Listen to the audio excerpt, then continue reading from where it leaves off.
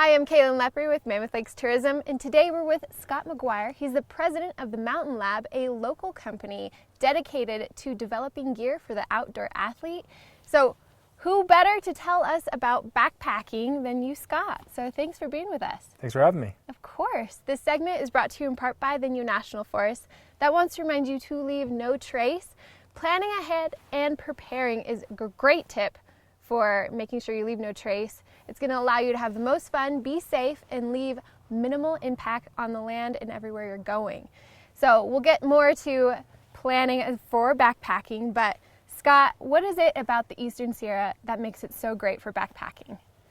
For me, one of the things I enjoy the most about this area is its access. Yeah. You know, if you're a beginner, you're probably not going to want to go take off over a 10,000 foot pass to start off with. And here we have access to easy and moderate trails, or if you're an experienced backpacker, there's ridge tops and remote canyons you can get to. And so the one thing that's offered here is just this tremendous variability in places to go. Yeah, that's huge. So, I mean, beginners and experienced backpackers alike, where do they begin? Where should we begin with starting to go backpacking? For me, I think one of the most important things is to know who you're going with and have a conversation with that person about what their expectations are. You know, if you're going with someone that they want to go out and have this endurance event and they want to go put in 25-mile days, and someone else on the trip really wants to just go do a leisurely plod at 6 miles for the whole day, you've got some disparity there. So it's making sure that everyone in the party is agreed. And then what kind of things you want to do? You know, is fishing along the way important? Do you want to camp at a lake? Do you want to bag a peak along the way? So making sure that everyone in the group is aligned and that your physical abilities are aligned with those goals. Yeah, that's really smart. That's going to be really key. And at that point, I'd contact the ranger district and find out what's available for permits and then seek their advice. Getting your gear organized ahead of time is really important. You know, there's some basic gears. Obviously, backpacking is the art of taking everything you need for sleeping in the backcountry with you. So your backpack is going to carry all that. Yeah. You want to make sure your backpack fits appropriately. You know, a backpack that's going to work for me isn't going to work for you. Right. For women in particular, the women's hip belt needs to fit the iliac crest, the top of their hip bones. And so making sure that it doesn't bruise. Yeah. So you really want to make sure that beforehand, take your pack, make sure it fits right. Work with one of your local shop experts. Yeah. To try and get that fit done and dialed. Yeah. They can make sure that your pack is properly adjusted to you. And then you're going to start putting together all your essentials. Tent and sleeping bag, so staying warm at night is going to be pretty key. Yep. What tent you take is going to depend on the size of your group. Are you sleeping everyone in their own tent? Do you want to share a tent? Do you want a tent big enough to play cards if it's raining? Or do you want just a minimal bivy sack because you're comfortable sleeping out with next to nothing? Yeah. On a sleeping bag, my suggestion usually is to take a sleeping bag that's rated to at least 10 or 15 degrees colder than what you'd expect it to be. So if it's might be 30 degrees at night, bring a 15-degree rated sleeping bag. And if you're a girl and you're always cold, you have to factor that in too. I go for the 0 degree all the time. And it works great. You know, the layers that you wear are going to be important. So make sure you pick your clothing appropriately for the weather conditions that are there. Yeah. You know, you're going to find a wide variety of temperatures. You know, if you wake up at 6 o'clock in the morning, it's going to be much, much colder than maybe 2 o'clock in the afternoon. Wind is going to have an effect on that.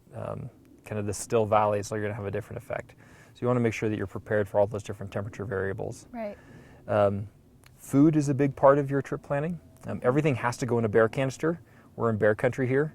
Right. So when you're packing all your food, if you can reduce all of the food packaging, you know, anything that's big and bulky is not great to bring with you. That's just more trash to be able to pack out. So if you can remove any of the packaging if you can ahead of time, that's going to be a big help. Make sure you have some way of separating your trash from your regular food inside your bear canister, like having a good trash bag that you can pull in and out. Right. Think about the meals you want to eat. Personally, I'm a fan of bringing real food on a backpacking trip. I'd rather have a smaller tent and have a little bit better food choices. I think you can only suffer through so many granola bars before you're just desperate to have some real food. Exactly, yeah. Food is comfort. So we've talked about food, we've talked about tent, backpack, clothing, water. Yes. Water. Huge. When you're talking about water, we have one of the great things is that even in drought years here, we've got a lot of access to water in the Sierras, but you want to filter that water. Right. And there's 3 different ways you can filter water. You've got chemical filtration, you've got pump filtration, or you can use UV light. It's kind of you swirl this stick around, it'll help kill a lot all of the bad stuff. bacteria and different things. But you want to know how to use all those ahead of time. So plan for them, fill your sink and use the pump. Yeah. Make sure you've got batteries for your UV, or if you're going to use chemical filtration, make sure you don't mind the taste. Right. But make sure all of that's dialed ahead of time. Testing your stuff, opening up the tent, Yeah. I love that idea. Testing your water pump, smart. Definitely, let's say you're going to go backpacking in a couple weeks, put on your shoes, wear them around, pack your backpack, set your tent up in the backyard. Better yet, put on your headlamp and set up your tent in the middle of the night, because that's more likely where it's going to be. Yeah. Make sure your poles and your tent stakes are where you think they're going to be. Yeah. And then you know where all that stuff is in your pack. That's going to be really helpful. It's going to just make you that much more confident going into the trailhead. Right. If you know where your stuff is and you know how to use it. I mean, the reality is the best way to learn is just to go do it. Yeah. But the more you can prepare ahead of time, the more you're going to mitigate those potential pitfalls that disrupt your trip. Exactly. These are all incredible tips, and I'm getting super hyped to go backpacking this summer with it just around the corner. So thank you for these incredible tips. We really appreciate it. No problem. Happy to help. Yeah. Thank you guys for tuning in. We look forward to seeing you up here in Mammoth backpacking yourself. This has been your reminder that the mountains are calling.